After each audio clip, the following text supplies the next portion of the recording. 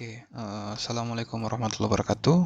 Jumpa lagi dengan saya Walid Umar. Pada kesempatan kali ini kita akan melanjutkan pembahasan terkait belajar online untuk topik NDG Linux ya. Kita coba akses untuk browsernya ya.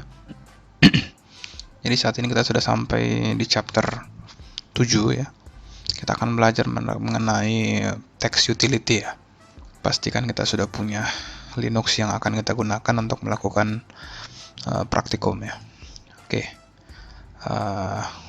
Salah satu filosofi dasar dari Unix adalah kita disarankan untuk dapat menguasai perintah-perintah dasar yang dapat digunakan untuk melakukan pembacaan teks ya yang diinput atau dituliskan, atau teks yang ditampilkan melalui output ya dalam jumlah yang besar, sehingga kita sehingga memerlukan pengetahuan dalam pengelolaan teks yang ditampilkan ya, karena teks tersebut berjumlah banyak, jadi kita perlu memahami beberapa perintah dasar ya. Kita mulai saja. Di chapter 7.2 ini kita belajar single argument cat ya. Cat berfungsi untuk menampilkan informasi terkait sebuah file ya, atau sering disebutkan bahwa cat dapat digunakan untuk membaca atau menampilkan isi dari sebuah file ya. Kita bisa coba. Di sini kita punya file cat alpha first. Kita cat lagi, cat alpha second. Jadi ada dua file. Jadi syaratnya adalah file tersebut adalah sebuah file ya. Jadi kalau kita membaca sebuah direktori, misalnya kita buat direktori W, kalau kita coba cat W, dia akan error ya. Cat W is directory. Jadi yang cat hanya dapat digunakan untuk melakukan proses pembacaan ya. Selain itu, cat juga dapat kita gunakan untuk melakukan pembacaan terhadap beberapa file ya.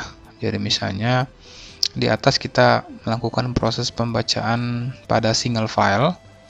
Pada implementasinya tentunya kita bisa melakukan pembacaan pada beberapa file ya. First, alpha, second. Kita baca. Ini merupakan gabungan dari kedua file ya. Jadi dari A sampai F itu file yang pertama, yang secondnya itu dari G sampai M.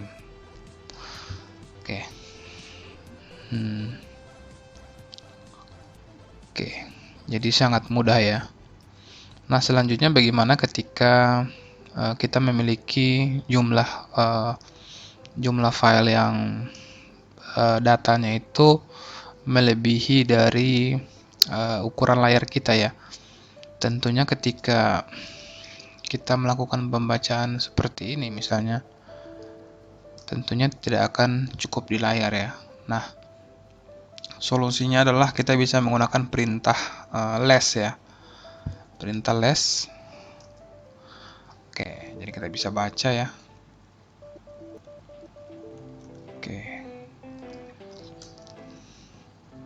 Misalnya kita akan coba tes baca untuk perintah tag alpha. Tidak cukup panjang ya. Kita coba less /etc apt source list. Ini cukup panjang untuk kita bisa baca. Jadi fungsi less adalah kita dapat membaca file yang jumlah barisnya itu melebihi ukuran layar kita ya, sehingga kita bisa melakukan scroll, dan untuk keluar kita tinggal menekan tombol Q ya.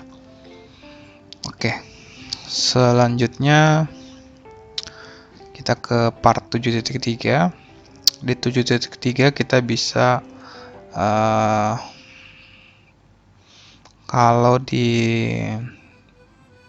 file 7.3 adalah kita akan belajar terkait perintah split ya.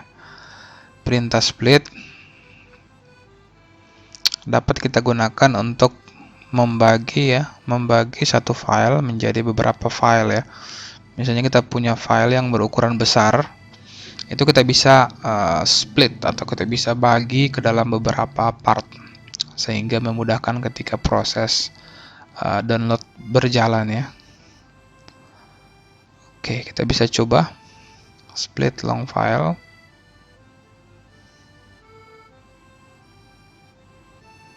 Oke, command-nya kita bisa lihat file yang akan kita split dulu. File yang akan kita split adalah long file ya. Long file, kita coba split long file, file titik. Nah, kalau kita ls,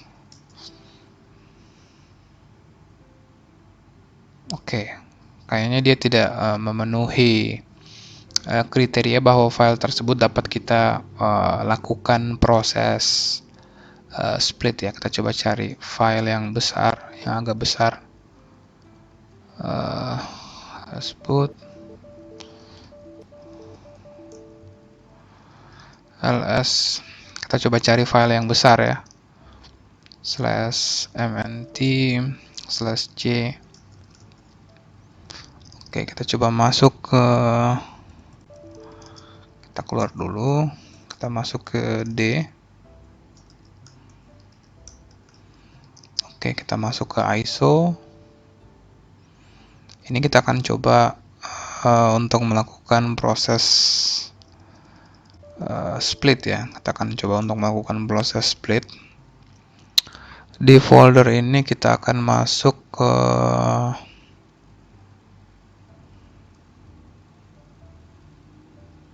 games picture sistem operasi. Coba masuk ke folder sistem operasi. Nah, di sistem operasi ada beberapa file yang ukurannya besar ya. Misalnya kita coba lihat ya, ukuran filenya kita coba untuk melakukan proses split untuk file Kali Linux ya. Kita akan coba.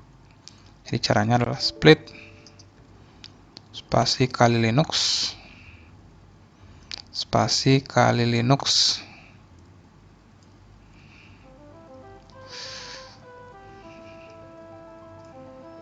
Kita coba split. Oke, proses splitnya sedang berjalan ya. Kita tinggal tunggu hingga proses splitnya selesai. Oke, akan cukup lama ya sebenarnya karena kita melakukan split terhadap file yang berukuran 3 GB ya, 2,9 GB. Oke, kita lanjutkan sedikit ya sambil menunggu ya hingga proses splitnya selesai.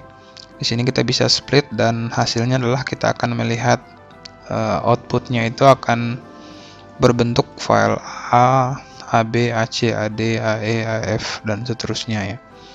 Begitu juga dengan ketika kita ingin file yang kita split tersebut tersusun menggunakan numerik, kita bisa menggunakan parameter min d ya. Nanti dia akan tersusun berdasarkan numerik sehingga lebih kelihatan rapi ya. Kelihatan rapi. Secara default split command akan membagi file ke dalam 1000 line ya. Line yang pertama akan masuk ke baris yang pertama, dan second line akan ditambahkan ke baris yang kedua ya, 1000 line yang selanjutnya. Oke, split into 11 file. Jadi ketika kita membagi filenya dan filenya berbentuk 11 ya, 11 file, itu artinya kita memiliki 11.000 line terhadap file ya. Namun pada video kali ini kita melakukan proses split pada file yang bukan teks ya, namun berbentuk file ISO ya. Kita coba cek di folder sistem operasi. Oke, ini bisa kita lihat ya. Bisa kita lihat si aplikasinya akan melakukan proses split ya. Akan melakukan proses split terhadap file. Oke, dia akan melakukan proses split dan splitnya saat ini sedang berjalan. Oke, cukup banyak ya karena file tersebut dibagi ke dalam beberapa ukuran yang kecil ya. Mungkin untuk mempersingkat waktu kita bisa cancel ya. Oke, yang terpenting adalah di sini teman-teman paham ya, terkait penggunaan fungsi split. Nah, selanjutnya bagaimana caranya untuk menghapus ya? Tidak mungkin kita menghapus file satu persatu ya.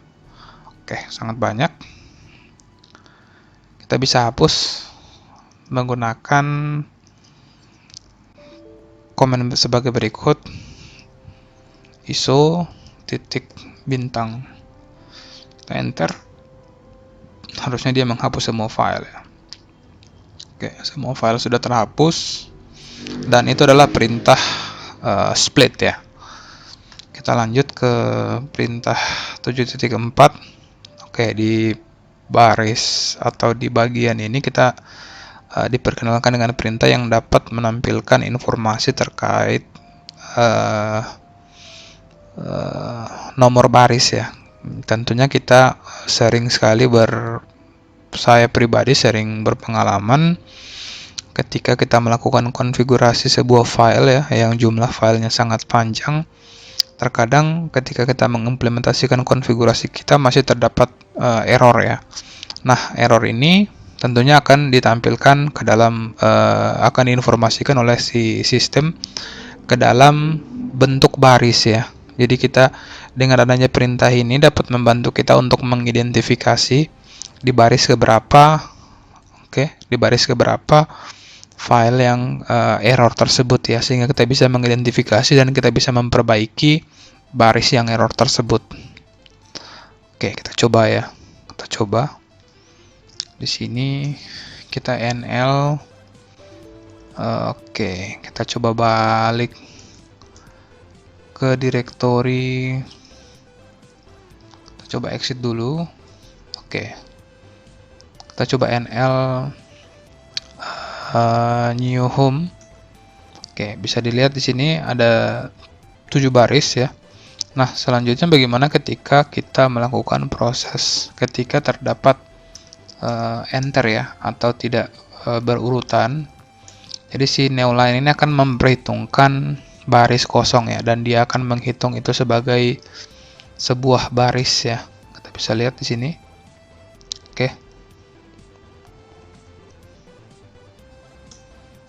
Oke, tentunya kita harus spasi ya. Maka itu akan dianggap baris oleh si new line ya. Jadi ketika kita ada karakter putih di dalam sebuah baris yang tidak ada karakternya, itu akan dianggap ini merupakan satu baris, ini merupakan satu baris, ini merupakan satu baris. Oke, kita lihat opsi parameter konfigurasinya. Perintah nl comment dapat menampilkan sistem penomoran. Oke, penomoran. Jadi kita bisa menggunakan parameter minus BA ya. Minus BA sendiri adalah kita bisa menampilkan informasi body numbering ya. Body numbering option.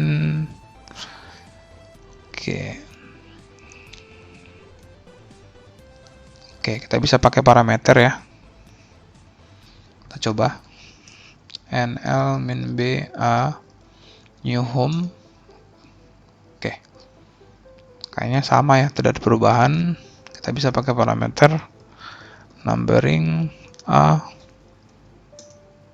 Oke, tidak ada perubahan. Kita coba lihat pada manualnya, min B body itu style, footer header number,